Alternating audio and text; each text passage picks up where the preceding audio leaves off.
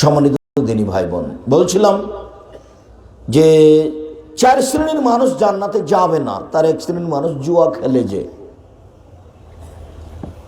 রাসূল সাল্লাল্লাহু আলাইহি ওয়াসাল্লাম বলেন, মান লাইবা বিন নারদ ফাকাদ সাবাকা ইয়াদাহু ফি দামি খিনজির। কেউ যদি জুয়া খেলায় অংশগ্রহণ করে তাহলে সে তার হাতকে শুয়োরের রক্তের মধ্যে ডুবিয়ে দিল। শুকুর, শুয়োর বুঝেন না? শুকুর, শুয়োর বানর। কেউ যদি জুয়া খেলায় অংশগ্রহণ করে তাহলে সে তার হাতকে শুকুরের রক্তের মধ্যে ডুবিয়ে দিল। জুয়া হারাম। আব্দুল্লাহ ইবনে আব্বাস রাদিয়াল্লাহু তাআলা আনহু বলেন, রাসূল সাল্লাল্লাহু আলাইহি সাল্লাম বলেছেন, ইন্নাল্লাহা হাররামাল খামরা ওয়াল মাইসিরা ওয়াল কুবা। আল্লাহ তাআলা চিরদিনের জন্য জুয়া, মদ খাওয়া ও ডুবি, তবলা, ঢোল, ঢাক, হারমোনিয়াম, সেতারা, দোতারা, যত বাদ্যযন্ত্র আছে চিরদিনের জন্য হারাম। অত্র হাদিসে রাসূল সাল্লাল্লাহু আলাইহি সাল্লাম 3টি জিনিসকে হারাম ঘোষণা করেছেন। তার একটা হলো জুয়া, তার একটা হলো মদ খাওয়া, তার একটা হলো বাদ্যযন্ত্র। যত ধরনের বাদ্যযন্ত্র আছে তা চিরদিনের জন্য হারাম। যত ধরনের জুয়া আছে আমি বুঝতে পারি আর না প্রিয়, যেখানে পৃথিবীতে জুয়া চলে সেটা হারাম। জুয়া কাকে বলে? যাতে প্রত্যেক খেলাতে টাকার হারজিত আছে, সেটা হলো জুয়া। এইটা হলো মূল কথা। এতক্ষণ পর্যন্ত যে হারাম ঘোষণার কথা বারবার বলছি, জাহান্নাম যাবে বলছি, হাতটা শুয়োরের রক্তের মধ্যে ডুবিয়ে দিল বলছি, তো জুয়া কাকে বলে? প্রত্যেক যেই খেলাতে টাকার হারজিত আছে সেটাই হলো জুয়া। এখন কি বলতে পারবেন জুয়া কাকে বলে? যাতে বিবেকের ক্ষতি হয় সেটা হলো মদ, আর যাতে টাকার হারজিত আছে সেটা হলো জুয়া। মনে থাকবে না ইনশাআল্লাহ? যাতে বিবেকের ক্ষতি হয় সেটা হলো মদ, আর যাতে টাকার হারজিত আছে সেটা হলো জুয়া। এখন দেখা যায় যে আন্তর্জাতিক খেলা ফুটবল, এতে টাকার হারজিত আছে কিনা? এক, টাকার হারজিত। খেলার জগতে যত বেশি টাকার হারজিত আছে আন্তর্জাতিক ফুটবল খেলার চেয়ে আর কোনো খেলাতে পৃথিবীতে টাকার বেশি হারজিত আছে, এটা আপাতত পৃথিবীবাসী প্রমাণ করতে পারবে না। তার মানে সবচেয়ে বেশি টাকার হারজিত আন্তর্জাতিক ফুটবল খেলায় রয়েছে। কোটি নয়, বিলিয়ন বিলিয়ন ডলার খরচ আছে। কোটি নয়, ট্রিলিয়ন ট্রিলিয়ন ডলার খরচ আছে এই আন্তর্জাতিক ফুটবল খেলাই। শুধু তাই নয়, সারা পৃথিবী জুড়ে যত ফেস্টনের কাপড় কিনে, কাপড় লাগিয়ে মানুষ এই জুয়া খেলা দেখছে, তাতে কত টাকার কাপড় হতে পারে? সারা পৃথিবী জুড়ে মানুষ দেশের পক্ষে পতাকার জন্য কাপড় কিনেছে, তাতে কত টাকার কাপড় হতে পারে? তাতে বাংলাদেশ মাগুরা জেলার একটা লোক জমি বিক্রি করে 7.5 কিলোমিটার লম্বা পতাকা লাগিয়েছে। তাতে ফেনী জেলার একটা লোক 4.5 কিলোমিটার পতাকা ঝুলিয়েছে। সারা দেশ জুড়ে, পৃথিবী জুড়ে কত টাকার পতাকা আছে? সারা পৃথিবী জুড়ে পুরুষ নারী হাততালি দিচ্ছে, যা ইহুদি খ্রিস্টানদের কাজ। সারা পৃথিবী জুড়ে মানুষ 2 ভাগে ভাগ হয়েছে। এর দল যদি হেরে যায় তাহলেও আত্মহত্যা করবে, এর দল যদি হেরে জিতে যায় তাহলেও উট, গরু, ছাগল জবে করবে। এখন এই মুহূর্তে বাংলাদেশে শত কোটি জায়গায় গরু ছাগল জবে করে খুশি মানাচ্ছে, খাচ্ছে, পশু প্রাণীর মতো, কুকুর শ্রীগালের মতো, ছাগলের মতো, গরু ছাগলের মতো।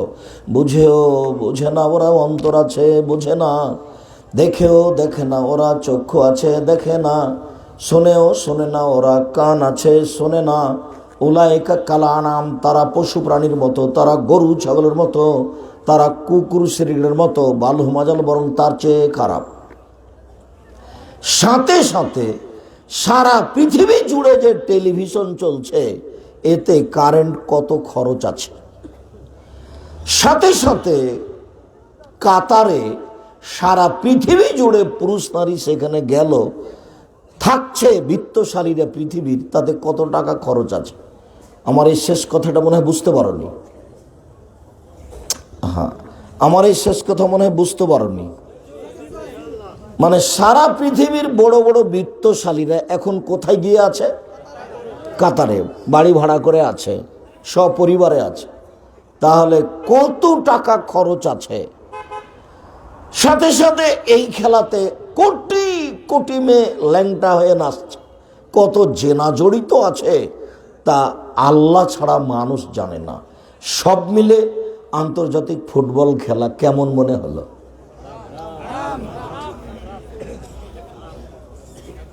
এরপরে যেটা কথা সেটা হলো এই যে ব্রাজিলের পক্ষে হয়ে, ফ্রান্সের পক্ষে হয়ে হাসি খুশি মানানো কতটুক জায়েজ? আসলেই কি তুমি চিনো ফ্রান্সকে? আসলেই কি তুমি চিনো আর্জেন্টিনাকে? আসলেই কি তুমি চিনো ব্রাজিলকে? আসলেই কি তুমি চিনো লন্ডন, আমেরিকা, চীন, জাপান, রাশিয়া, অস্ট্রেলিয়া, এরা কে? আসলেই কি তুমি চিনো? এরা হচ্ছে ইহুদি আর খ্রিস্টান। এরা হচ্ছে ইহুদি আর খ্রিস্টান। এইবার ইহুদি এবং খ্রিস্টানের সাথে মুসলমানের সম্পর্ক কি তা একটু বলি, তারপরে বিষয়টি আবারও স্পষ্ট করব। প্রথমত, দলিল আদিল্লা পেশ করার পূর্বে বুঝাই, ইহুদি খ্রিস্টান ইব্রাহিম আলাইহিস সালামের ছেলে ইয়াকুবের পক্ষ থেকে এসেছে। ইব্রাহিম আলাইহিস সালামের ছেলের নাম ইয়াকুব, ইয়াকুবের ছেলের নাম ইব্রাহিম আলাইহিস সালামের নাম ইসহাক, ইসহাকের ছেলের নাম ইয়াকুব, ইয়াকুবের ছেলের নাম ইউসুফ, ইউসুফের মাধ্যম থেকে সুলাইমান, দাউদ, ঈসা, মুসা। মুহাম্মদ সাল্লাল্লাহু আলাইহি সাল্লাম এসেছেন ইসমাইল থেকে, যার কারণে তারা মুহাম্মদ সাল্লাল্লাহু আলাইহি সাল্লামকে ভুয়া নবী বলে ঘোষণা দিয়েছে। আপনাদের নবী ইহুদি খ্রিস্টানদের কাছে ভুয়া নবী, সরাসরি নাকচ করেছে। তারা বলেছে নবী হলে আমাদের মধ্যে থেকে হবে, ইসহাক আমাদের, ইয়াকুব আমাদের, ইউসুফ আমাদের, দাউদ আমাদের, সুলাইমান আমাদের, মুসা আমাদের, ঈসা আমাদের, সব নবী আমাদের। মুহাম্মদ আবার কে? এ আবার কে? এদের চরিত্রকে নকল করে আল্লাহ তাআলা বলেন, লান তারজা আনকাল ইয়াহুদ ওয়ান নাসারা।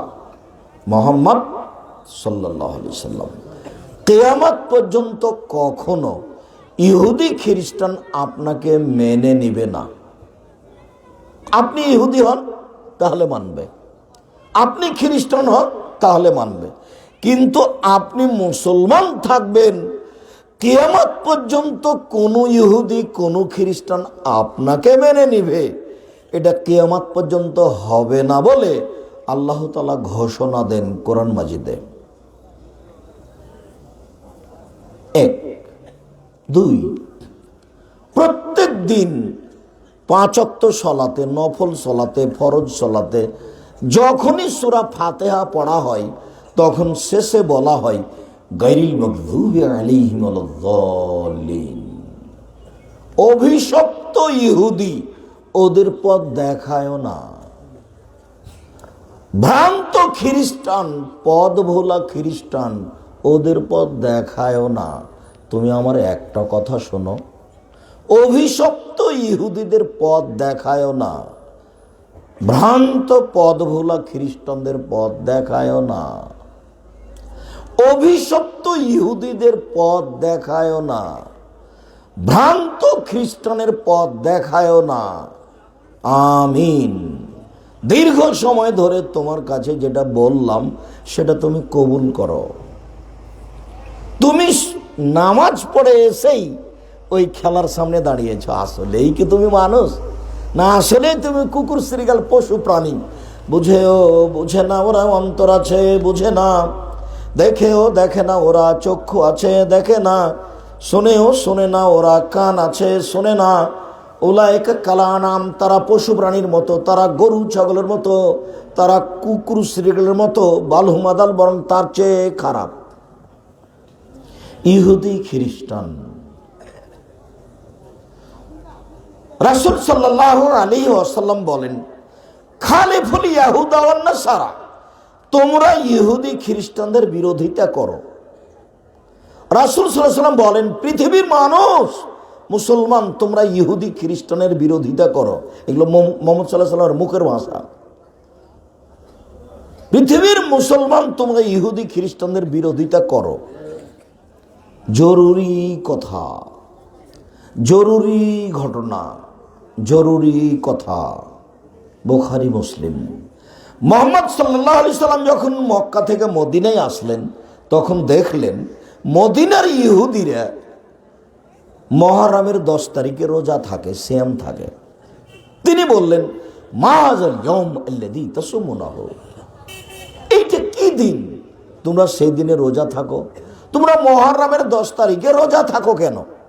তোমরা মুহররমের 10 তারিখে সিয়াম থাকো কেন? তখন তারা বলল, আপনি জানেন না, না ইয়ামুন আযীম, মুহররমের 10 তারিখ হলো খুব বড় দিন।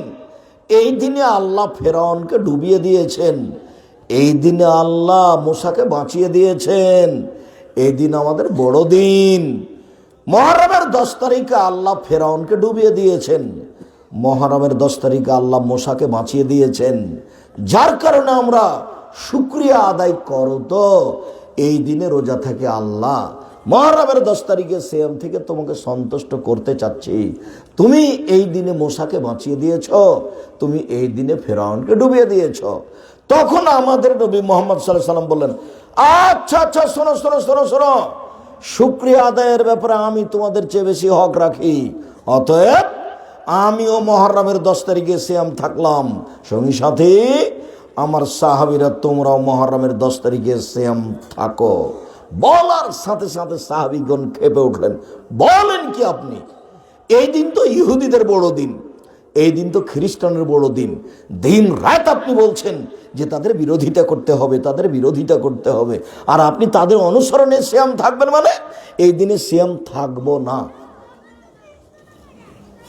বিরোধিতাই করব। তখন আল্লাহ রাসূল বলেন, আচ্ছা আচ্ছা, ঠিক আছে ঠিক আছে ঠিক আছে, লাইন বাকে তো সানাতাল কাবেলা, শোনো, আমি যদি সামনে বছর বেঁচে থাকি, মুহররমের 9 তারিখও সিয়াম থাকবো। 9 তারিখ হবে বিরোধিতা, 10 তারিখ হবে শুকরিয়া। বিরোধিতা বহাল রাখতে হবে, এ কথাই জরুরি। বলো, তুমি কি আসলেই মুসলমান? তুমি কখন তোমার চরিত্র খ্রিস্টানের হয়ে গেছে, ইহুদিদের হয়ে গেছে, তা তো তুমি বুঝতে পারোনি। তুমি রান্না বান্না চালিয়ে দিন রাত দেখছো, রাত রাত কাটাচ্ছ আর তালি দিচ্ছ। তুমি কি আসলেই চেনো ব্রাজিলকে? ব্রাজিল হলো, আর্জেন্টিনা হলো, ফ্রান্স হলো ইহুদি খ্রিস্টান। ওরা বলেছে তোমার নবী মোহাম্মদ ভুয়া নবী। আর তোমাকে যদি পাই, এখন তুমি তো লাভ দিয়ে উঠেছো, তোমাকে যদি পাই, লাভ দেওয়ার পরে পরে যদি পাই তোমাকে, তাহলে গু কয়েক বালতি তোমার মাথার উপরে চাপিয়ে দিবে। দেখলো ঠিক করেছি বেটা, তুই যে মুসলমান, সেই জন্য তো তোর মাথার উপরে গু চাপিয়ে দিয়েছি। 3 বালতি গু তোর মাথার উপরে চাপিয়ে দিয়েছি। কেন? তুই ইহুদি নইস কেন? তুই খ্রিস্টান হইস নি কেন? তুই কেন মুসলমান? তোকে ঘৃণা করি, তোর নবীকে ঘৃণা করি, কয়েক বালতি গু তোর মাথায় চাপিয়ে দিলাম। আর তোমাকে যদি এখন পাই, তো সবসময় লাথি দিয়ে কথা বলবে। লন্ডনে যে চাকরি করে দেখে গো, যত বাঙালি আছে শতকরা 99 জন গু সাফ করে। তুমি চেনো না, তোমার বাপ দাদা চাচা আত্মীয় স্বজনকে যদি এখন জিজ্ঞাসা করো, খেলা থেকে বের হয়ে আসে, জিজ্ঞাসা করো, আব্বা চাচা আপনি লন্ডনে কি করেন? বলে আমি গু সাফ করি। আর একটু যদি 19 বিষয়ে গুসাপ করতে, তাহলে মারবে লাথি পাছার উপরে।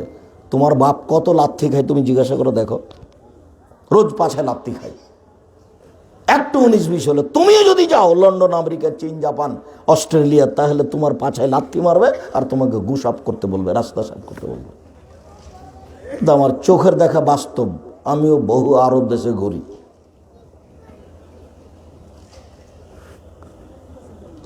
দুঃখিত, মুহাম্মদ সাল্লাল্লাহু আলাইহি সাল্লামের দুঃখ মনে রেখো।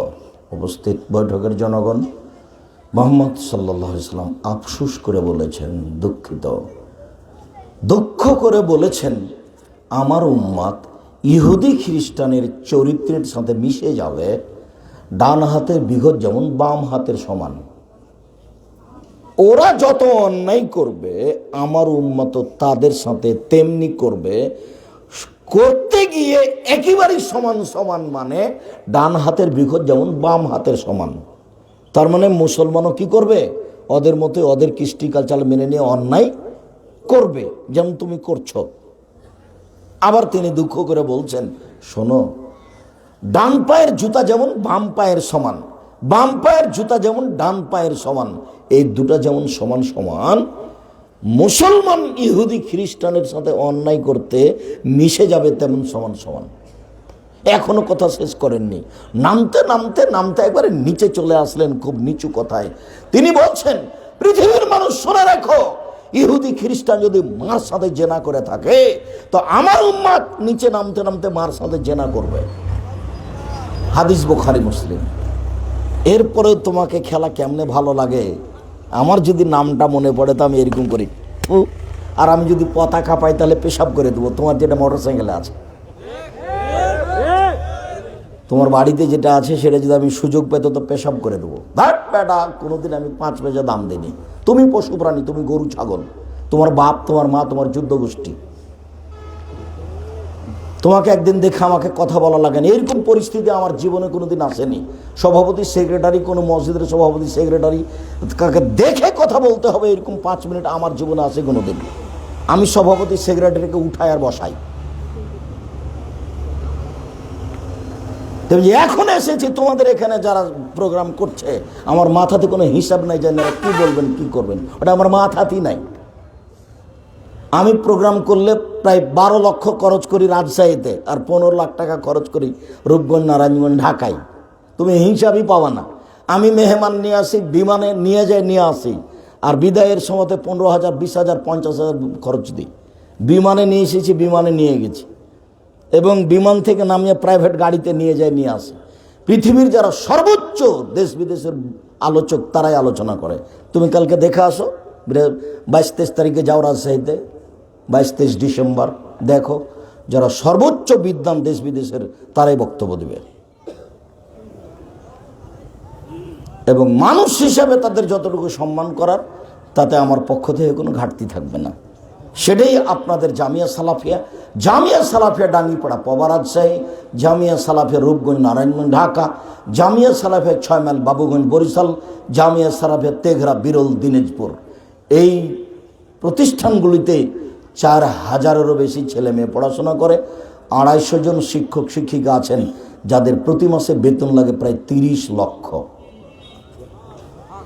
কিভাবে চলে সেটা আমিও জানি না, কাজে তুমি টেনশন ভোগ করিও না, দরকার নাই। আমি যেটা বলছি, আমি যেটা করি সেটা বলছি। সেটা কি? মুখে বলতে হবে, আল্লাহ তুমি জামিয়া সালাফিয়া কবুল করো। আমিও দিনরাত বলছি, আপনাকেও বলতে বলছি যে আল্লাহ তুমি জামিয়া সালাফিয়া কবুল করো। আমার মনে বড় সাধ, আমি এই প্রতিষ্ঠানের মাধ্যমে এই দেশের ছেলে মেয়েকে বাংলা, ইংরেজি, আরবি উন্নত মানের শিক্ষা দিয়ে জাতির অন্যায়ের বিরুদ্ধে লড়বো, মুখে কলমে মিডিয়ায় ইনশাল্লাহ লড়বই লড়বো। মুখে বলে যাচ্ছি, বেপরোয়া।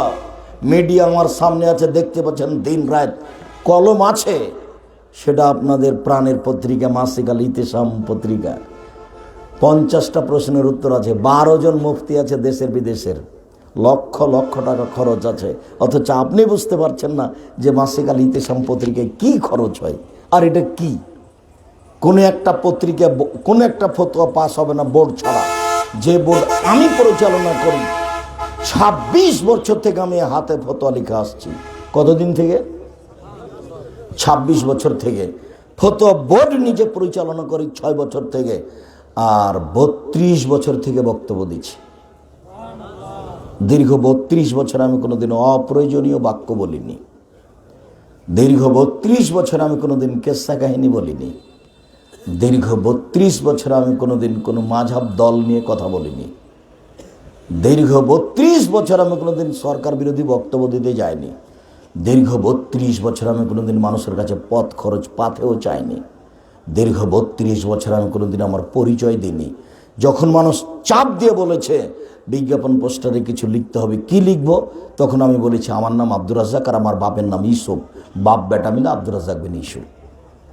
এর চেয়ে বেশি আমার জীবনে কোনোদিন বলিনি। যদি কোনোদিন এক এক বাক্য প্রমাণ হয়ে যায় তাহলে সেদিন থেকে আর বক্তব্য দেবো না, সেদিন দিয়ে সালাম দিয়ে চলে যাব। আর আপনাদের এই জামিয়া সালাফিয়া, দলমুক্ত প্রতিষ্ঠান জামিয়া সালাফিয়া, সংগঠন মুক্ত প্রতিষ্ঠান জামিয়া সালাফিয়া, হিংসা মুক্ত প্রতিষ্ঠান জামিয়া সালাফিয়া, কোনো মাওলানাকে কারো বিরুদ্ধে একটা বাক্য বলা লাগবে না, ছাত্রকে বলা লাগবে না, শিক্ষককে বলা লাগবে না। আব্দুর রাজ্জাক সাহেবকে কেউ যদি ধুয়ে ছেড়ে দেয়, ছাত্র শিক্ষক বলতে পারবে না তার বিরুদ্ধে। আর আমাকে যখন কেউ বলে, মোবাইলে যখন গালি দেয়, গালি দিতে দিতে দিতে যখন ক্লান্ত হয়ে যাই, তখন আমি বলি ভাইজান আর কিছু বলবেন। আবার কোনো সময় পাল্টা আমি রিং দিয়ে মনে করি যে মনে হয় আপনি সম্পূর্ণ বলতে পারেননি, যার কারণে আবার রিং দিলাম যে আপনার যদি আরও কিছু বলার থাকে। আপনি আর ভাষা নকল করতে পারবেন না। যখনই যে জেলাতে যাই, সেই জেলায় বক্তব্য সে যখন গাড়িতে উঠতে যাই, তখন মাঝে মাঝে দু একজন বলে আপনাকে কত গালি দিয়েছে, আমাকে মাফ করে দেন। বলে মাফ করলাম। কোনো দিন 1 মিনিটের জন্য কাউকে ছোট করা প্রয়োজন মনে হয় কোনো দিন না। 1 মিনিটের জন্য কোনোদিন কোনো দল সংগঠন করিনি। 1 মিনিট কোনোদিন কোনো ফরম পূরণ করিনি। আব্দুর রাজ্জাক আপনাকে যে দেখেছি দলের সাথে অনেকদিন থাকতে, হ্যাঁ 18 বছর ফতোয়া লিখেছি। 1 মিনিটের জন্য কোনোদিন ফর্ম পূরণ করিনি। আমার জিন্দেগিতে কোনোদিন দল সংগঠন করব না ইনশাআল্লাহ। এবং উত্তরসূরিকে বলে যাব কোনোদিন দল সংগঠন করব না, নইলে তোমার ভিতরে সংকীর্ণতা আসবে, তখন তুমি আর একজনের বদনাম করতে যাবা, শেষে তাহাজ্জুদ দিয়ে বিচারের মাঠে টিকতে পারবা না, সবই যাবে। চাঁপাইনবাবগঞ্জের ভাষাতে আমও গেল, ছালাও গেল, কাঁদতে কাঁদতে চোখও গেল। ওই কাজই বাদ, কাউকে ছোট করা কাজ করতে পারবো না। 5 ওয়াক্ত সালাত আদায় করবো, হালাল রুজি মানুষের বাড়িতে কাজ করে খাবো। কয়দিন এসেছি দেখেছিলাম, বয়স একদিন 40, দেখি একদিন 60, দেখি একদিন আর নেই। এই তো বয়স। মানুষের বদনাম করে, মানুষের বিরোধিতা করে, মানুষকে খাটো করে, মানুষকে ছোট করে যে 1 মিনিট বেঁচে থাকতে রাজি নই আমি। আর আপনাদেরকে অনুরোধ করছি, এর দরকার নাই। দীর্ঘ 32 বছর আমি কোনোদিন হানাফি মাযহাব নিয়ে একটা বাক্য বলিনি। বক্তব্য আছে শত শত, টান দিয়ে দেখেন। 32 বছরে কোনোদিন বলিনি, তো একদিন দুদিনের কথা বলি না। 32 বছরে 90 সাল থেকে না এখন পর্যন্ত কোনো জায়গাতে পাবেন না যে আমি হানাফির বিরুদ্ধে কিছু বললাম। যখন কেউ জিজ্ঞাসা করেছে তখন আমি বলেছি যে বিচারের মাঠে যদি ইমাম আবু হানিফা রাহিমাহুল্লাহকে আল্লাহ বলেন যে তুমি কি কাউকে মানতে বলেছিলে যে আমাকে মেনে চলো, তখন যদি তিনি বলেন না না না না না আমি কাউকে মানতে বলিনি, তাহলে আমাদের কি হবে? এইটা উত্তর দিয়েছি। অযথা দুনিয়াতে বাঁচতে এসে কি করলেন? 5 ওয়াক্ত সালাত আদায় করেন, মানুষকে জিজ্ঞাসা করেন রাসূলের নিয়ম কোনটা। তার উপরন্তু বুখারী আছে বাংলায়, মুসলিম আছে বাংলায়, রিয়াজুস সালেহিন সঠিক বই সেটা আছে বাংলায়। আপনারা দেখে সালাত শিখেন। সালাতের যত বই আছে সবটাই মোটামুটি ভালো। তার মধ্যে আমিও নামাজের উপরে, সালাতের উপরে বই লিখেছি। আমি মানুষ হিসাবে কোনো দল মাযহাব কোনো মত প্রকাশ করিনি। আপনি আস্থা রেখে, বিশ্বস্ততা রেখে সালাতের উপরে বইটা পড়েন, আশা করি কোনো ত্রুটি হবে না ইনশাআল্লাহ। আপনি দেখেন দোয়ার উপরে যেটা বই লিখেছি, দোয়া করার কথা আমাকে অত বলা লাগে না। 24টা স্থান উল্লেখ করেছি কোথাও কোথায় হাত তুলে দোয়া করতে হবে। 32টা হাদিস আছে হাত তুলে দোয়া করার। আমি মানুষ হিসেবে যখন যেটাতে কলম ধরেছি সম্ভবপর চেষ্টা করেছি কোনটা সঠিক তা বের করার। তবে আমি মানুষ, কোথাও ভুল থাকতেও পারে। জেনে শুনে কোনোদিন ওটাতে বলিনি, মুখে কোনোদিন বলিনি জাল জয়ীফ হাদিস, কলবে কোনোদিন লিখিনি জাল জয়ীফ হাদিস। কোনোদিন যদি ধরা পড়ে তাহলে বুঝতে হবে আমার তদন্তে কি হয়েছে, ভুল হয়েছে। এটা হতে পারে, তবে খুব কম, খুব কম। ফতুয়াই লিখছি কতদিন থেকে বললাম, 26 বছর থেকে। বলে 26 বছর থেকে কলমে ফতুয়া লিখছি। এখন একটা লালমনিরহাটের একটা লোক বললো না এটা ঠিক নয়, আর হয়ে গেল চট করে। এমনিতে কোনোদিন দেখলেন না, উনি কোনো ফতোয়ার বইও দেখেননি, খালি কথাটা শুনে আরে না এটা ঠিক নয়, হয়ে গেল এত তাড়াতাড়ি। আমি ফতোয়া বোর্ড পরিচালনা করি 6 বছর থেকে। আমার মুফতি আছে 12 জন দেশ বিদেশের, যাদের বেতন 70-80 হাজার করে মাসে, যারা জামিয়া সালাফ বানারসের মুহাদ্দিস, তারা এখানকার শিক্ষক। আপনাদের জামিয়া সালাফে রূপগঞ্জ, নারায়ণগঞ্জ, ঢাকা, আপনাদের জামিয়া সালাফে ডাঙ্গিপাড়া, পবা, রাজশাহী, আর আপনাদের বাড়ির প্রতিষ্ঠান যেটা জামিয়া সালাফে তেঘরা, বিরল, দিনাজপুর, উত্তরবঙ্গের জন্য। জাম দেখেন, এটা প্রায় 20 বিঘা জমির উপরে, রাজশাহীটা 26 বিঘা জমির উপরে, আর রূপগঞ্জ, নারায়ণগঞ্জ 51 বিঘা জমির উপরে। সম্মানিত দিনী ভাই বোন, আমি আপনাকে আমার সাদের কথা উল্লেখ করলাম। আপনি জামিয়া সালাফের পক্ষ থেকে মাসিক আল ইতিসাম পত্রিকাকে যথাযথভাবে মূল্যায়ন করার চেষ্টা করবেন।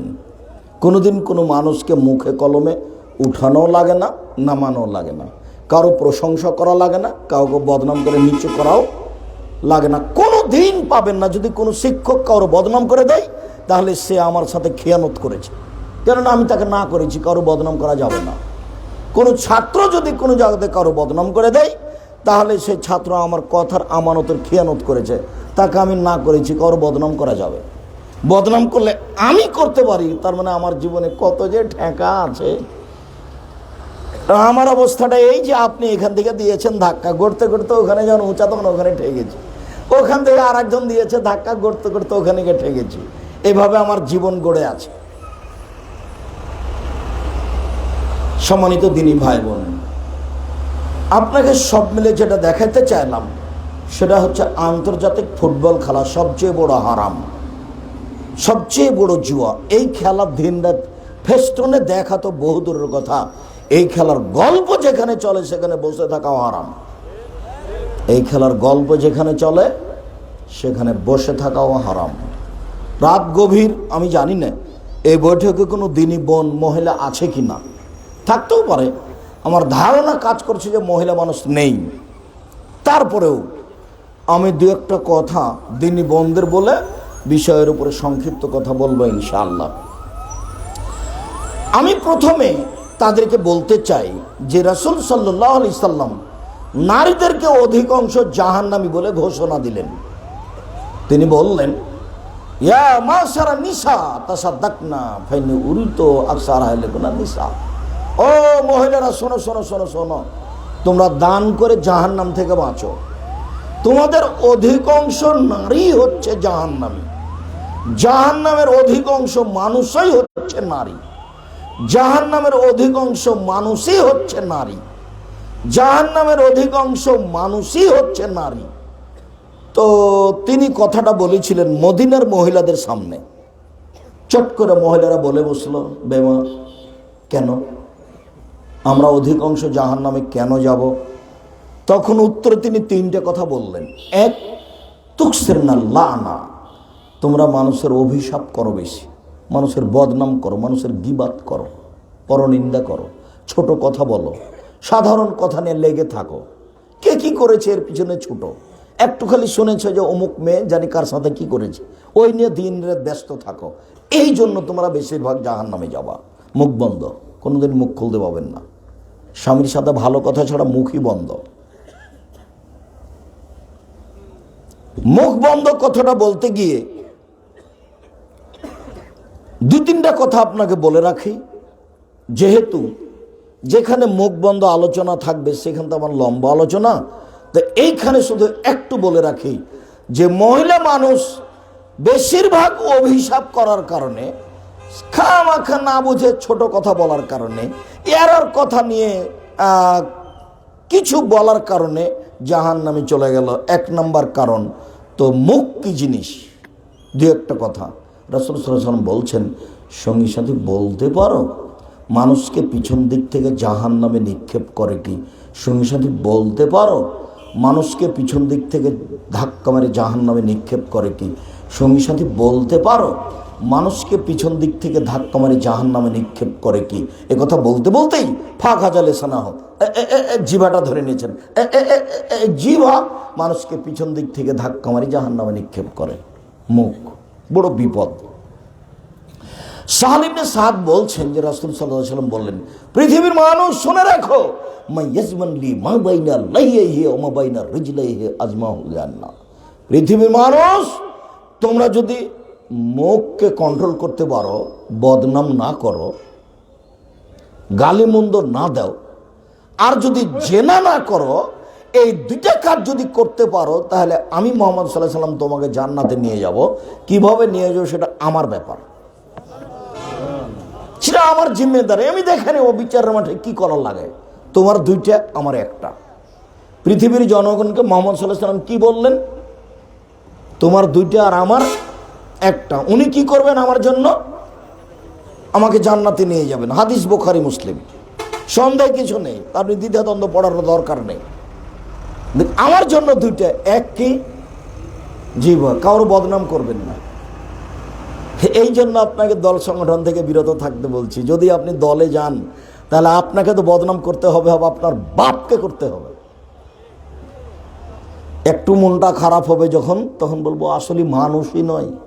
আর তোরাকে বললাম যে, কত বললাম যে ও যেন বক্তব্য দিতে না আসতে পারে, চেষ্টা কর। তবু তোরা পারলি না, শেষ পর্যন্ত চলে আসলো। হ্যাঁ, ওখানে বক্তব্য শুনতে যাস না। তো আমাদের নেতাকে মানে না। কত আপনার দিন কাটছে এইভাবে। এগুলো সব আমার চোখের দেখা। আমি অনেক দিন থেকে মাঠে আছি, 34 বছর থেকে শিক্ষকতা করছি। 88 আগস্টের 20 তারিখ রোজ বুধবার বিকাল 3টে থেকে আমি শিক্ষক। 88 আগস্টের 20 তারিখ রোজ বুধবার বিকাল 3টে থেকে আমি শিক্ষক। একজন ছিল মুখতার, ছিল না এখানে? মুখতার আমার ছাত্র প্রথম দিকে। এই তুমি দাঁড়াও, এ আমার ছাত্র। এরকম বহু আছে বস, যারা প্রতিষ্ঠানের প্রিন্সিপাল, যেমন আব্দুল নূর, আপনার ওই মিরপুর ঢাকার প্রতিষ্ঠানের প্রিন্সিপাল, যেমন মুশফেক প্রতিষ্ঠানের প্রিন্সিপাল, যেমন আব্দুল আলিম প্রতিষ্ঠানের প্রিন্সিপাল। যারা বড় বড় প্রতিষ্ঠানের প্রধান শিক্ষক, তারা আমার সব ছাত্র। কবে কাকে পিটিয়ে একাকার করে দিলাম, খুব মেজাজি আমার। ক্লাসে ঢুকলে আমি যদি মনে হয় যে ক্লাসটা কিয়ামতের মাঠ, 500 জন যদি ছাত্র ক্লাসে থাকে আর একজন যদি আরেকজনকে চিমটি মারতে পারে, তা আমি শিক্ষকতাই করব না। 500 ছেলে যদি ক্লাসে থাকে, তাহলে দুই একটা নয়। এবং প্রাণপণে চেষ্টা করি তাকে কিছু বিদ্যে শিখিয়ে দেওয়ার, সম্ভবপর মানুষ হিসাবে। একদিন ক্লাসে গেলে যেন তার বাকি জীবন মনে থাকে যে ক্লাসে কিছু শিখিয়েছিলেন। এটা আমি চেষ্টা করি মানুষ হিসাবে। আমার পক্ষ থেকে যেন ঘাটতি না থাকে, আমি যেন ছাত্রদের ফাঁকি দিলাম এটা যেন না হয়, এটা আমি চেষ্টা করি। সম্মানিত দিনী ভাই বোন, আমি আপনার কাছের মানুষ, আমি আপনার বাড়ির মানুষ। আপনাকে আমি স্বাগতম জানাই, আপনার জন্য আন্তরিকভাবে দোয়া করি। আল্লাহ আপনাকে যাজায় খায়ের দান করুক। বলছিলাম, মুখ, মানুষ দুইটা জিনিসের জিম্মেদারি নেক। মুখে বদনাম করবে না, জেনায় লিপ্ত হবে না, বাস দুইটা। আল্লাহর নবী তাকে জান্নাতে নিয়ে যাবেন, এ কথা মুহাম্মদ সাল্লাল্লাহু আলাইহি সাল্লাম বলেন। তিনি বলেন যে জিজ্ঞাসা করা হলো জাহান্নাম থেকে বাঁচার পথ কি? আল্লাহ নবী, জাহান্নাম থেকে বাঁচবো কিভাবে? তখন আল্লাহ রাসূল বললেন, মুখ বন্ধ করো, বাড়িতে থাকো, পাপের জন্য কাঁদো, 3টে, জান্নাতে চলে যাওয়া। 1, পাপের জন্য কাঁদো। 2, মুখ বন্ধ করো। 3, বাড়িতে থাকো। আড্ডা পিটিও না দোকানে গিয়ে, চিরদিনের জন্য আড্ডা পিটা নিষেধ। দোকানে বসে ল্যাংটা মেয়েকে এভাবে দেখতে হবে না, আর এর কথা শুনতে হবে না। আপনি দোকানে গেছেন, 2 জন বসে আছে, ওখানে আপনি বসবেন না। দোকানওয়ালাকে বলবেন 1 কেজি চিনি দিন, লবণ দিন, শেষ হয়ে গেছে, চলে আসেন। আমি আমার কথা বলছি, ছাত্র জীবন সহ এখন 16 বছর ছাত্র জীবন, শিক্ষক জীবন কতদিন? 34 বছর। 16 আর 34 দুই মিলে যত, তাতে কোনোদিন আমি চায়ের স্টলে বসিনি। জামিয়া সালাফের ভিতরে চায়ের স্টল আছে, আমি কোনোদিন হাফ মিনিটের জন্য বসিনি। দাঁড়িয়ে গিয়ে একটু বলে, চা ঠিক মতো বানাচ্ছ তো, মানুষকে ফাঁকি দিও না, নাহলে তোমার ব্যবসা মায়ের খাবে, দিয়ে চলে আসে। প্রতিষ্ঠানের ভিতরে যাদের চায়ের খাওয়ার স্টল, তাদেরকে বলে ভাবছিল আমি কোনোদিন 1 মিনিটের জন্য চায়ের স্টলে বসিনি। আর 1978 সালে নাচল মাদ্রাসাতে আমার একজন শিক্ষক মাওলানা শীষ মোহাম্মদ, আমি একটানা তার 8 বছর দুপুরের খাওয়ার নিয়ে গেছি, 8 বছর। তো একদিন ওই ট্রেন স্টেশনের এক লোক আমাকে পান দিয়েছে, তো আমি পান মুখে দিয়ে আছি, পান মুখে দিয়ে চাবাতে চাবাতে আমি প্রতিষ্ঠানের ভিতরে চলে গেছি। তো মাওলানা শীষ মোহাম্মদ বলছেন, ও আমি মনে করছিলাম তুই পড়ে মানুষ হবি রে, তুই পান খাচ্ছিস, পান খেয়েই বেড়াইস। 1978 সাল থেকে নিয়ে এখন পর্যন্ত আমি কোনোদিন পান মুখে দিইনি। যা যে না যায় পরে, ওটা না আর কোনো ভালোবাসাই নাই, যাক গেছে গেছে। 78 সালের ঘটনা বলছি। 1976 সাল থেকে আমি মাদ্রাসার ছাত্র। 1976। সম্মানিত দিনী ভাই বোন, মুখ রাসূল সাল্লাল্লাহু আলাইহি ওয়াসাল্লাম বলছেন, কাইফা বিকুম ওয়া জামানিন, তোমাদের কি হবে, যুগের কি হবে, তোমাদের কি হবে, যুগের কি হবে। এই যে উবকি তুমি হোসালাতে মিনান নাস, যখন সবাই হবে আগাছা, যখন মানুষ হবে পশু প্রাণী, যখন মানুষ হবে গরু ছাগল, যখন মানুষ হবে কুকুর স্ত্রীগাল, খেলাকার বুঝতে পারেনি। ও যে আপনাকে পেলে যে আপনার মাথার উপরে গু চাপিয়ে দিবে, এটা আর আপনি বুঝতে পারেননি। তো মানুষ যখন পশু প্রাণী হয়ে যাবে, গরু ছাগল হয়ে যাবে, সব আগাছা হয়ে যাবে, তখন তোমরা কি করবে, যুগের কি হবে, তোমাদের কি হবে, যুগের কি হবে। বলেন তাহলে কি করবো ওই সময়তে? তাহলে মুখখান বন্ধ রেখো, আর বাড়িতে থাকিও, ভালোটা গ্রহণ করিও, খারাপটা ছেড়ে দিও। তো অবস্থা এরকম হলে এটা করিও। তো 1 নম্বরে কি বললেন, জিহ্বাটা ঠিক রাখিও। মুখ আপনার খুব ভয়াবহ জিনিস, বিপজ্জনক জিনিস, আপনাকে সহজে বিপদে ফেলে দিবে। দোকানে 2 জন বসে আছে, আমার বদনাম হচ্ছে, তা আপনি ওখানে গিয়ে বসেছেন, বসতে বলছেন, আসলে ঠিকই বলেছিস, আসলেই খারাপ। এখন কি হবে, জান্নাতে যান দেখি। কিন্তু মানুষের হক নষ্ট পাপ, এ হলো জুলুম। মানুষের হক নষ্ট পাপ হলো জুলুম। জমি জোর করে দখল করা হলো জুলুম। মানুষকে অন্যায় অপমান করে কথা বলা হলো জুলুম। মানুষকে জোর করে জেল হাজতে দেওয়া হলো জুলুম। জোর করে জমি দখল করা হলো জুলুম। শ্বশুরের কাছে যৌতুক নেওয়া হলো জুলুম। এটা হলো লালমনিরহাট, মানে ন্যায় টাকা নিতে বাধ্য, যৌতুক নেই। আব্দুল রাজ্জাক সাহেব এটা কিভাবে বললেন? এটা রংপুর অন্তর্গত, রংপুর, লালমনিরহাট, নীলফামারী, কুড়িগ্রাম, পঞ্চগড়, ঠাকুরগাঁ, জয়পুরহাট, গাইবান্ধা, বগুড়া, এরা নীতিগতভাবে শ্বশুরের কাছে টাকা নেই, নীতিগতভাবে। তোমাকে তো বলেছি, ভিক্ষা করা টাকা দিয়ে চাউল কিনে ভাত খেয়ে ইবাদত কবুল হবে, যৌতুক টাকা দিয়ে চাউল কিনে ভাত খেয়ে ইবাদত কবুল হবে না। দেখি কোনো মায়ের বেটা ফতোয়া এভাবে ধরতে পারে? ভিক্ষা করার টাকা দিয়ে চাউল কিনে ভাত খেয়ে ইবাদত কবুল হবে, যৌতুকের টাকা দিয়ে চাউল কিনে ভাত খেয়ে ইবাদত কবুল হবে না। যৌতুকের টাকা চিরদিনের জন্য হারাম। ভিক্ষা করে খাও, বাপ বেটা ভিক্ষা করো। এই গ্রামে যদি কেউ ভিক্ষা না দেয়, শরম পাও, অন্য গ্রামে যাও, দেখো তোমার বাপের মুখখান কালো হয়ে আছে, দেখো তোমার বাপ পাশে বসে আছে নাকি, দেখো, হ্যাঁ বেটা দেখো, দেখছো না কেন? বাপ বেটা ভিক্ষা করে খাওয়া। ট্রেন স্টেশন নাই কাছে? কোন ট্রেন স্টেশন কাছে? নামড়ি। সেখানে যাবার সকালে মানুষের কাছে ভিক্ষা চাইবা। আব্দুর রাজ্জাক সাহেব ভিক্ষা চাইবো কেন? সকালে ট্রেন স্টেশনে যাব, মানুষের ব্যাগ বকচা গাড়িতে তুলে দেবো, সন্ধ্যা হতে 500 টাকা পাবো। হ্যাঁ ঠিক বলেছো, আমি ওইটাই বলছি। আমি বলছি মানুষের বাড়িতে কাজ করে খাবো, ট্রেন স্টেশনে কাজ করে খাবো। ভিক্ষা করে খাবো কেন? ভিক্ষা করে খাবো না, আমি ওই কথাই বলছি। 24 ঘন্টার মধ্যে শ্বশুরের টাকা ফেরত দেবো।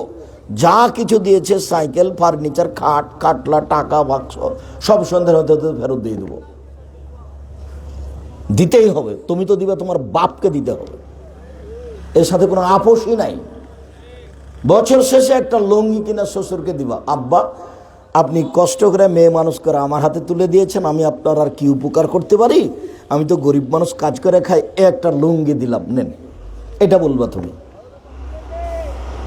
জীবনে কোনোদিন খাটো হবে না মানুষের কাছে। আল্লাহ রাসূল বলছেন, আল ইয়াদুল উলিয়া খায়রুম মিন ইয়াদিস সুফলা, দেওয়া হাতটা ভালো নেওয়া হাতের চেয়ে, দেওয়া হাতটা ভালো নেওয়া হাতের চেয়ে। হাদিস বুখারী মুসলিম। দেওয়া হাতটা ভালো নেওয়া হাতের চেয়ে। তুমি ফার্নিচার নিয়ে গেল, ভিক্ষা করো, 3-4 মাস ভিক্ষা করো, তুমি ফার্নিচার কিনতে পারবা। একটা খাটের দাম কয় কোটি টাকা, 10-15 হাজার। ভিক্ষা করো 3 মাস, পেয়ে যাওয়া। 1 মাস কাজ করো, একটা খাটের চেয়ে বেশি হয়ে যাবে।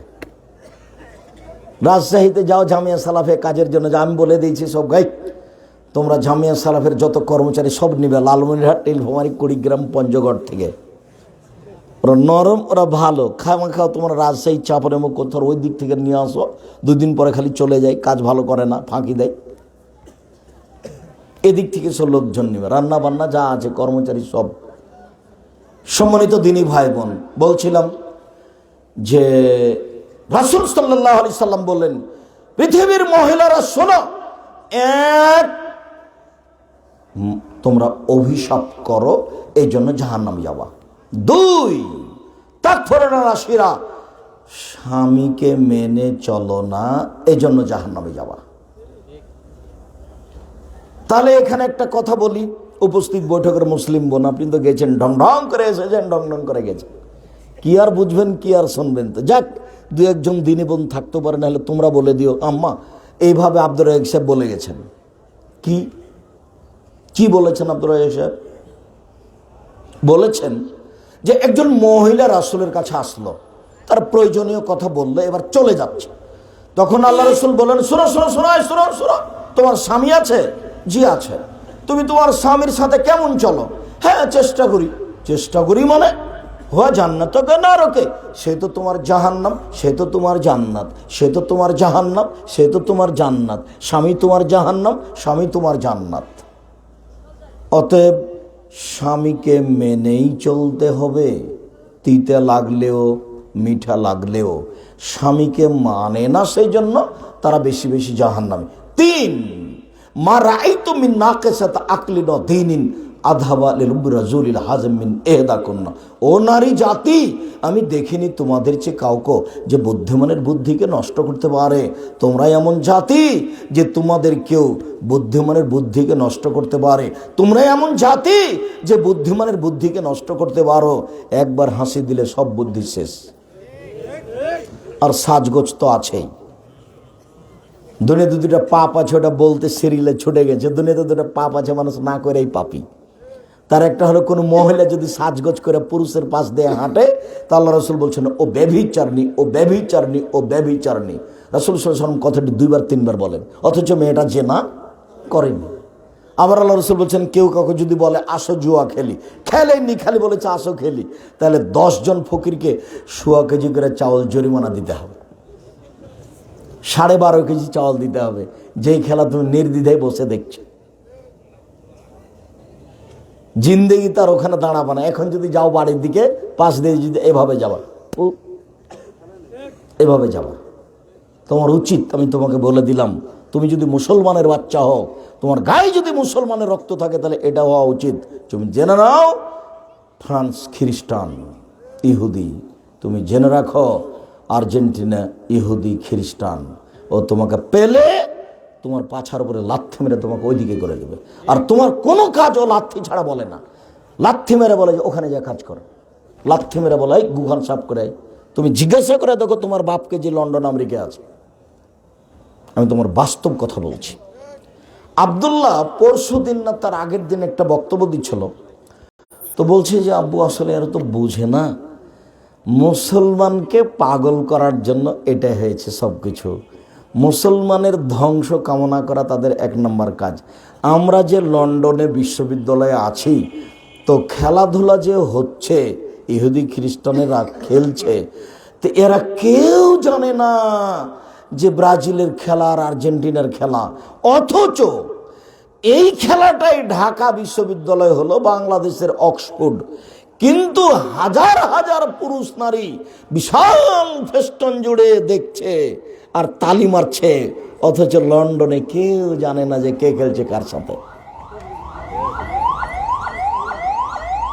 ওদের প্রয়োজন নাই, বিনোদন দিয়ে মুসলমানকে পাগল করেছে। তাই তো কাতারে বিনোদন, তাই তো মানুষ গেছে ওখানে বাড়ি ভাড়া করে খেলা দেখছে। সবাই পশু হয়ে গেছে, প্রাণী হয়ে গেছে, গরু ছাগল হয়ে গেছে, বুঝ বিবেক হারিয়ে গেছে।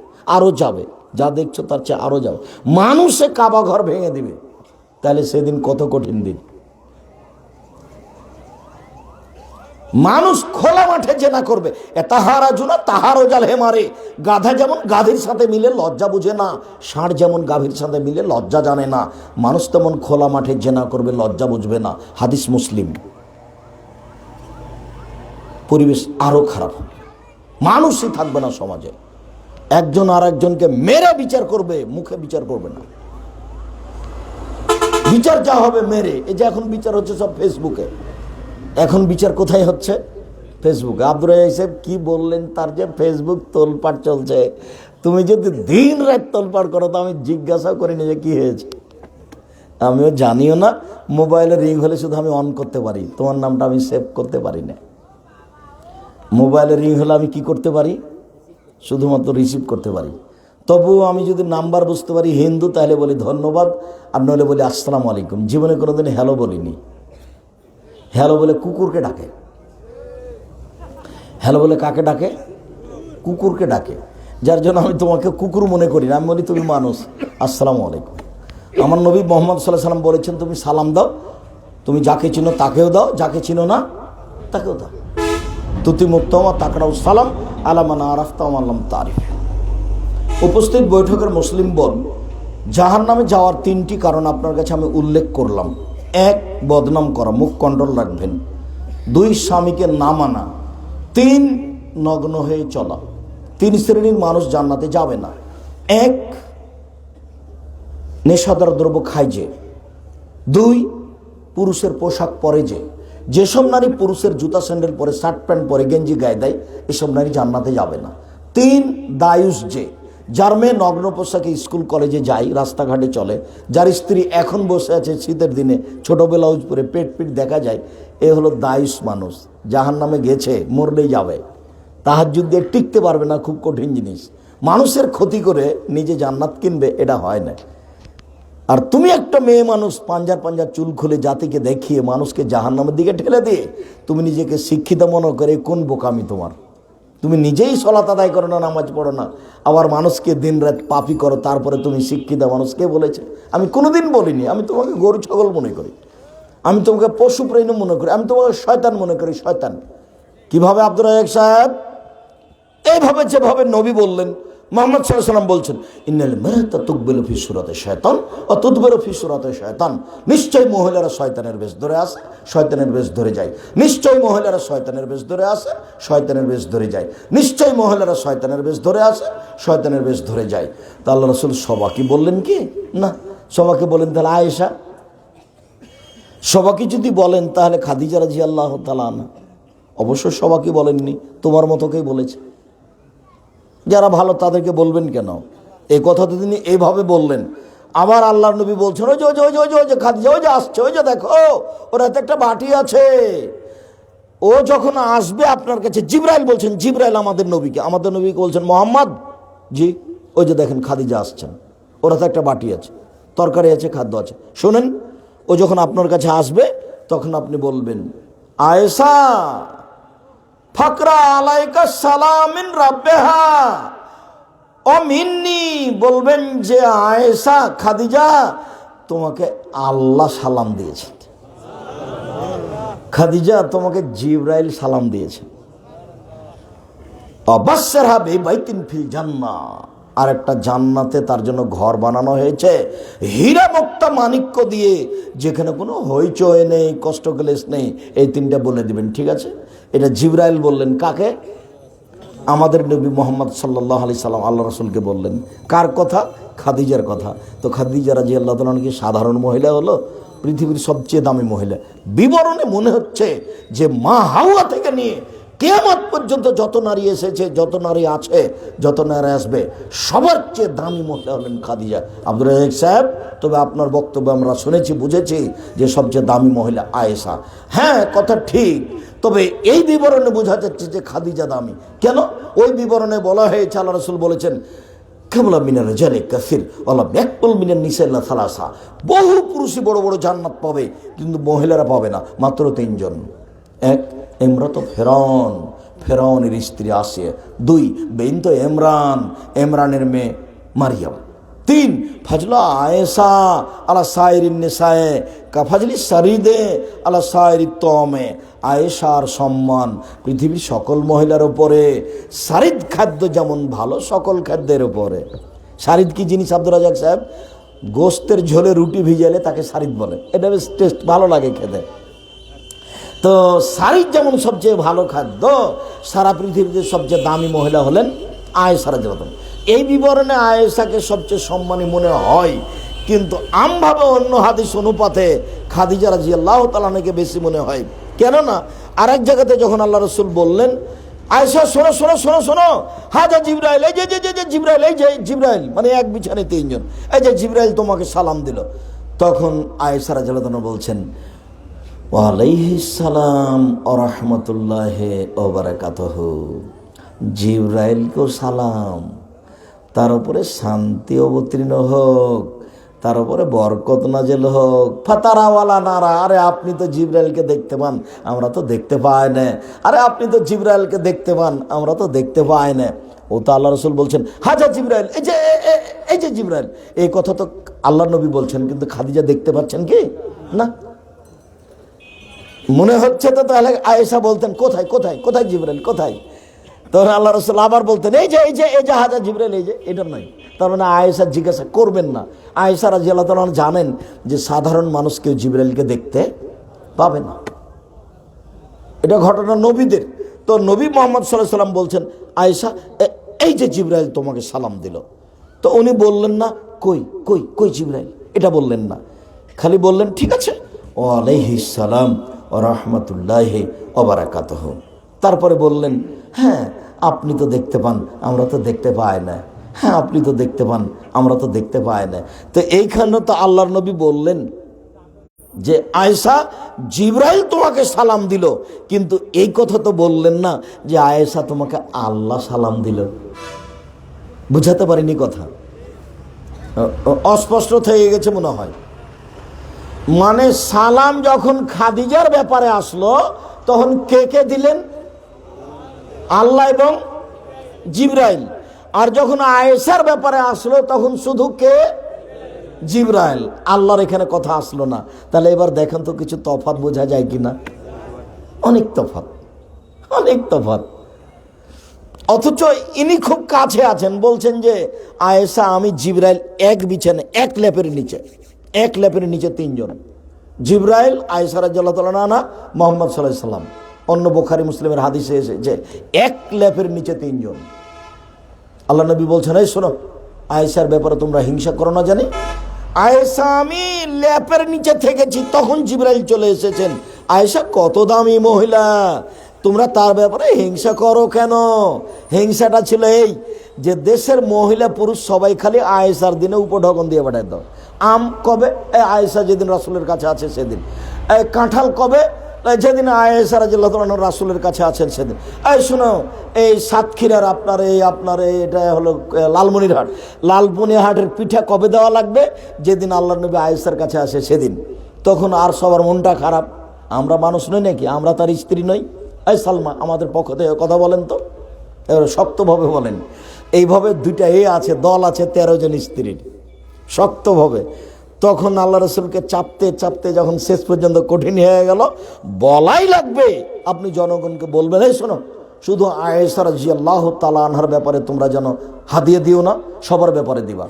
তা আল্লাহ রসুল সহজে বললেন না, খালি শেষ পর্যন্ত বললেন, দেখো তোমরা আয়েশার ব্যাপারে আমাকে কষ্ট দিও না।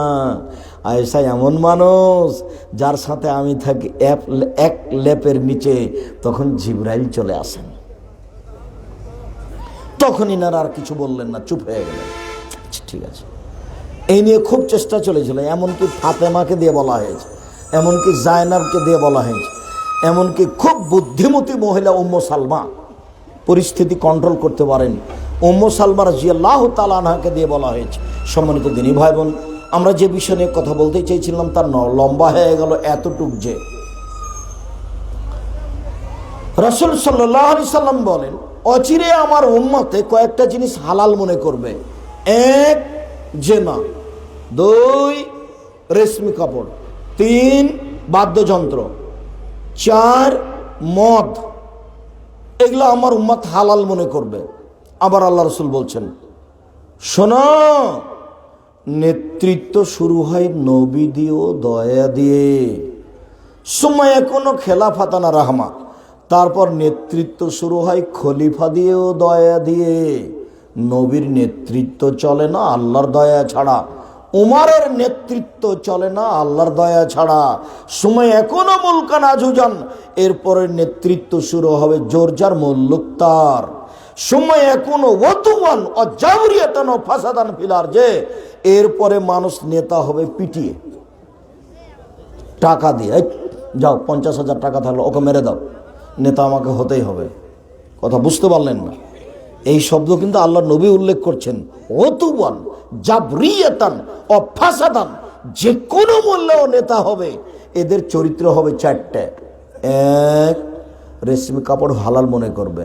2, অল ফরুজা, জেনাকে হালাল মনে করবে। 3, অল খমুরা, মদকে হালাল মনে করবে। 4, ইরজাকুনা, দিনামদিন ধনী হয়ে যাবে। ওয়াইন সারুনা, ধনী হতে যত সুবিধা লাগে সব পেয়ে যাবে। ব্যাংকের টাকা তাদের, কোটি টাকা লোন নিয়ে বাড়ি করেছে, কয়দিন পরে লোন মাফ হয়ে গেছে। কয়দিন পরে লোন কি হয়েছে? মাফ হয়ে গেছে। আর আপনারটা ফাঁসি হয়ে গেছে। 20 লাখ টাকা ছিল, এটা 40 লাখ হয়ে গেছে। আর ও নিয়েছিল 10 কোটি টাকা, কয়দিন বলে ওটা মাপ আর লাগবে না। রাসূল সাল্লাল্লাহু আলাইহি সাল্লাম বলছেন যে ওদের চরিত্র হবে জেনা এবং মদ। রাসূল সাল্লাল্লাহু আলাইহি সাল্লাম বলছেন, পৃথিবীর মানুষ শুনে রেখো, ইন্নামি নাসরাতি 7, কিয়ামতের লক্ষণ। 1, এর ফলে বিদ্যা উঠে যাবে। 2, একসরাল জাহাল, মূর্খতা বেড়ে যাবে। 3, একসরা সারবুল খামরে, মদপান বেশি হয়ে যাবে। 4, একসরা জেনা, জেনা বেশি হয়ে যাবে। 5, কিলার রেজাল, পুরুষ কমে যাবে। 6, একসরা নিসা, মহিলা বেশি হয়ে যাবে। হাত্তা এখন হলে খামসনে ইমরাল কাইমুল ওয়াহেদ, একজন পুরুষের অধীনে থাকবে 50 জন নারী। 50 বলতে 50 নয়, 50 বলতে বেশি। 50 বলতে 50 নয়, 50 বলতে বেশি। হাজারো নারীর সাথে জেনার সম্পর্ক থাকবে। এইখানে এত কতগুলো যুবক আছে বসে, মোবাইলে ল্যাংটা মেয়ে দেখে। মোবাইলের আর একটা নাম কি জানো? জেনা। আব্দুর রাজাক সাহেব, এই কথা তো কোনোদিন শুনিনি। তুমি শুনিনি, আজকে শুনে নাও। মোবাইলের আর একটা নাম কি? জাদু। তাহলে মোবাইলের আরো 2টা নাম কি হলো? জেনা আর জাদু। জাদু কিভাবে বলেন তো? পেশাবখানা তো নিয়ে যায়, পায়খানা তো মোবাইল নিয়ে যায়। মানুষ তো এতদিন যাবৎ পেশাব পায়খানায় মানুষ কিছু করতো না, খালি বিড়ি খেত। তো এখন দেখি মানুষ কি করছে, মোবাইল পায়খানাতে নিয়ে যাচ্ছে, মানে ও মোবাইল তাকে জাদু করেছে। জেনা কিভাবে এটা বলেন তো? এটা তো খুব কঠিন হয়ে গেল। জেনা হলো আয়নানে তাজনিনে জেনা হুমন নাজর, 2 চোখের জেনা হচ্ছে চোখ দিয়ে দেখা। আল ওজনানে জেনা হল ইস্তেমাও, 2 কানের জেনা হচ্ছে কান দিয়ে শোনা। অলিয়াদ জেনা হাল বাদশ, হাতের জেনা হচ্ছে হাত দিয়ে ধরা। অজেনা রিজলাল মাসি, পায়ের জেনা হচ্ছে পা দিয়ে চলা। জেনাল কালব তাতমানা তাস্তাহি, অন্তরের জেনা হচ্ছে পরিকল্পনা করা। জেনাল নুসক, জিবার জেনা হচ্ছে কথা বলা। যখন তোমার মোবাইলে ল্যাংটা মেয়ে নাচে, তখন একসাথে 3টে জেনা আছে। 1, গান বলছে, কানের জেনা। 2, ল্যাংটা হয়ে নাচছে, চোখের জেনা। 3, অন্তরে তাকে নিয়ে তুমি অনেক কিছু ভাবছো। একটু পরে দরজা বন্ধ করে তুমি হস্তমথন করবা। তুমি কখন গরু ছাগল হয়ে গেছো তুমি নিজেকে টিকাতে পারো না। তুমি তোমার খবর খুবই ভালো জানো। রাসূল সাল্লাল্লাহু আলাইহি সাল্লাম বলছেন, আমার জীবনে বড় দুঃখ, আমার উম্মত গোপন পাপে লিপ্ত হবে, এটাই আমার দুঃখ। আমার উম্মতের উপরে আমি আশঙ্কা করি, আমার উম্মত গোপন পাপে লিপ্ত হবে, সেটাই হলো গোপন পাপ, কেউ দেখে না। তুমি মোবাইল চালু করে লন্ডনে মেয়ে আছে তার সাথে জেনা করো, কেটা বুঝে না, তুমি বুঝো ভালো। শয়তান তোমাকে ধোকা দিয়েছে, শয়তান তোমাকে ফাঁকি দিয়েছে। শয়তানের প্রতারণা বুঝতে পারোনি, আল্লাহ ঘোষণা দিয়েছেন শয়তান তোমাদের স্পষ্ট শত্রু। 1 মিনিট। যখন আল্লাহ বললেন শয়তানকে, ইবলিসকে, সরে যা, সরে যা, তুই আমার রহমত থেকে সরে যা, তুই বেতেড়ে তো হয়ে যা, তখন বলছে হ্যাঁ যাব। 2টা কথা মানতে হবে। কি? কিয়ামত পর্যন্ত বাঁচার সুযোগ দিতে হবে। দিলাম। তাহলে ইবলিস কতদিন পর্যন্ত বাঁচবে? কিয়ামত পর্যন্ত। পৃথিবীর শেষ পর্যন্ত বাঁচার অনুমতি নিয়ে নিয়েছে, দিলাম। 2, আদম সন্তানকে জাহান্নামে নিয়ে যাব কিভাবে সেটা আমার ব্যাপার, তাকে প্রতারণা দেওয়ার আমাকে সুযোগ দিতে হবে, দিলাম। এই 2টা নিয়ে চলে গেল। এখন ও বলছে আদমের ছেলে মেয়ে কেমনে জান্নাতে যায় সেটা দেখব। তো বলার ঢংটা এরকম, দেখেন হাদিসে এসেছে, ওয়া ইজ্জাতেকা ওয়া জালালেকা ওয়া ইরতিফায়ে মাকানেকা, তোমার ইজ্জতের কসম, তোমার সম্মানের কসম, তোমার মর্যাদার কসম, লাউবিয়ানাল ইনসান, আমি মানুষকে পথভ্রষ্ট করবই করব, ওকে আমি জাহান্নামে নিয়ে গিয়েই ছাড়ব। এই কথা যখন ইবলিস ঘোষণা দিল তখন আল্লাহ বলছে, রাইট শোন, ওয়া ইজ্জতি ওয়া জালালি ওয়া ইরতিফায়ে মাকানি, আমার সম্মানের কসম, আমার ইজ্জতের কসম, আমার মর্যাদার কসম, আদমের ছেলে মেয়ে যতবার ক্ষমা চাইবে আমি ক্ষমা করে দেব।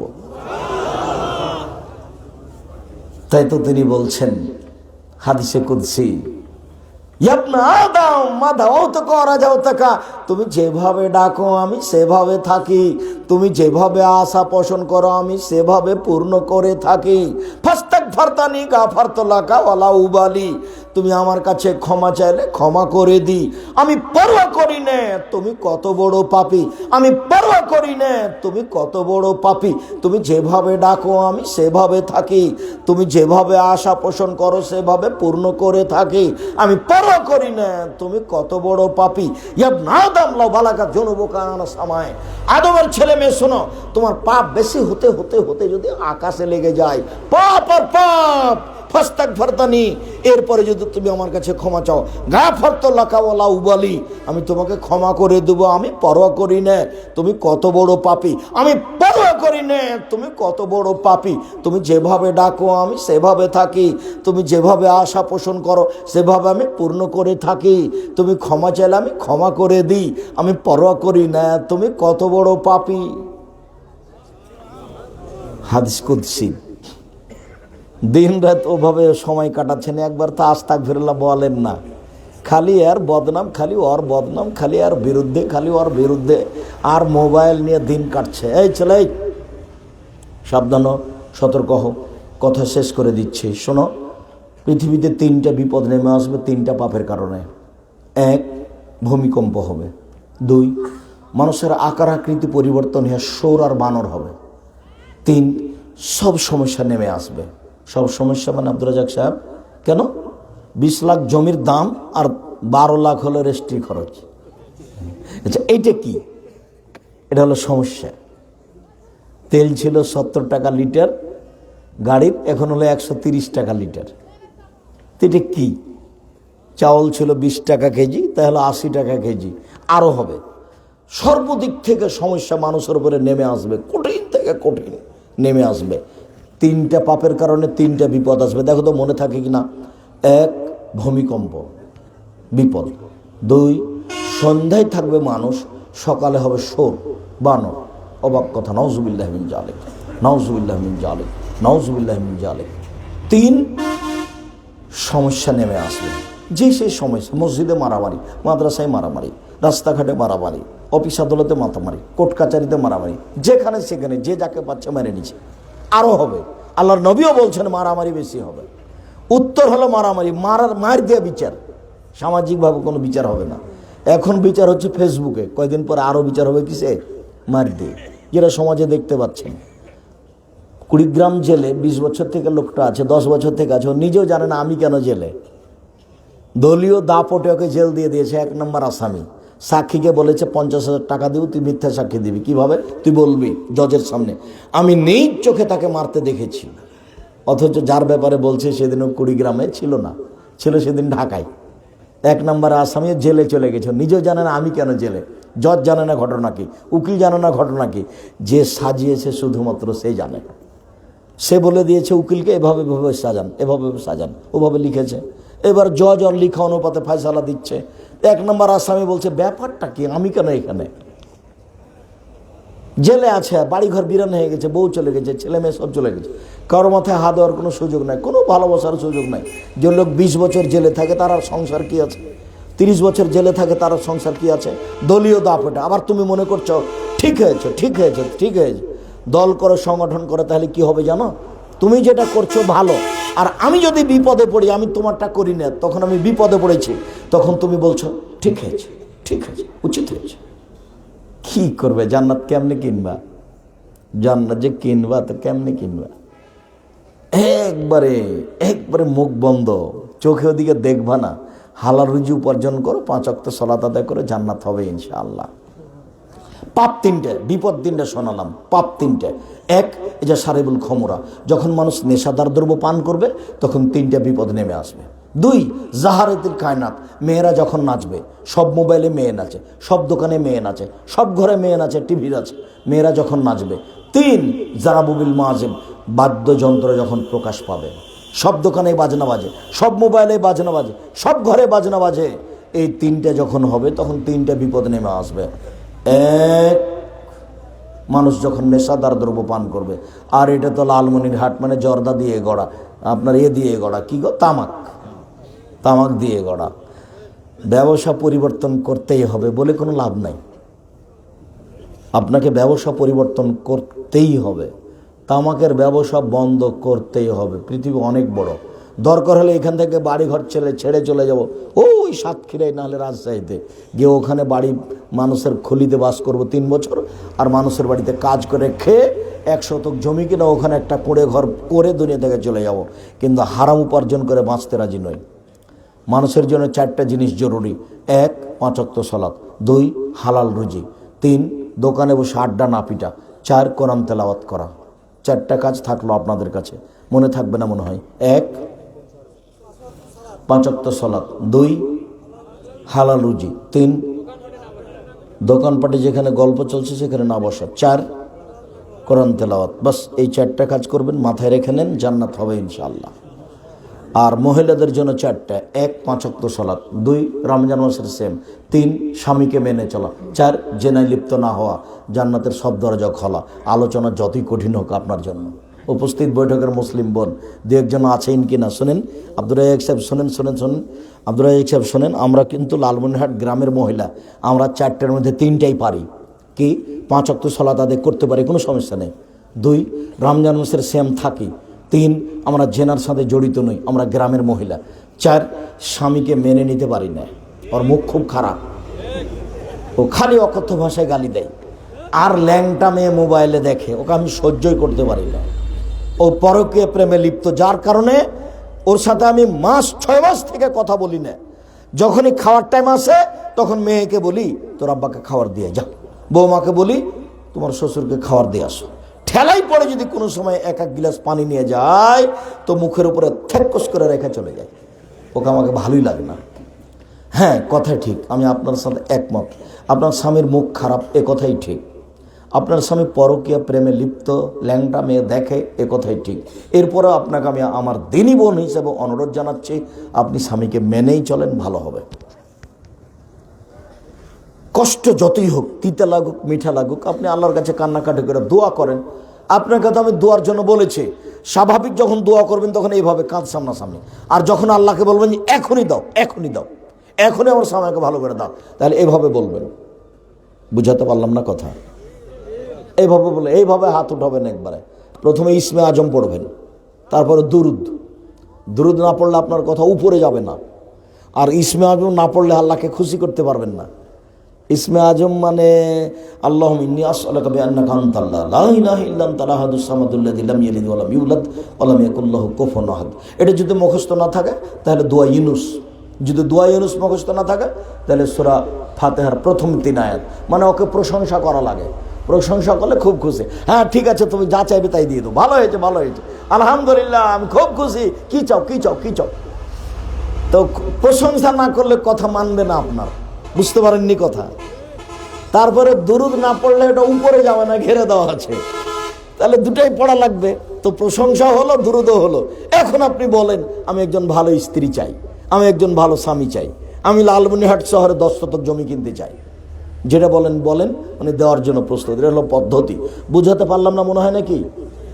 বুঝেছেন স্পষ্ট তো? এইভাবে এক্ষুনি দেন, এভাবে উঠাতে হবে। আর দেন, এভাবে হাত লেগে থাকবে না ফাঁকা থাকবে এই কথা আল্লাহ রাসূল কিছু বলেননি। লেগে থাকবে ফাঁকা থাক তাতে আসে যায় না। এভাবে ফিরে দিতে লজ্জা পাই, এভাবে এখনই দিতে হবে। এর নাম ইবতেহাল। এর নাম কি? ইবতেহাল, মানে এখনই দেওয়া লাগবে, খুব বিনয়ের সাথে জরুরিভাবে বলা, দেওয়াই লাগবে, আগে দেন তারপরে কোনো কথা। তখন বলার ঢংটা কিন্তু চোখের কান্নাকাটি, চোখের পানি থাকতে হবে। ফাইদা ফারাগতা ফানসাব ওই ইলা রব্বিকা ফারগাব। মুহাম্মদ সাল্লাল্লাহু আলাইহি সাল্লাম, আপনার যখন দুনিয়াবি কাজ শেষ হয়ে যাবে তখন আপনি ইবাদতে আত্মনিয়োগ করুন। আর আপনি যা আমাকে বলবেন তা বিনয়ের সাথে কান্নাকাটি করে বলুন। এমনি বললে কিন্তু বুঝবে হুমসি গেলে মজাক করছে আমাকে, ও তো অন্তর্জামে, বুঝতে পারেননি?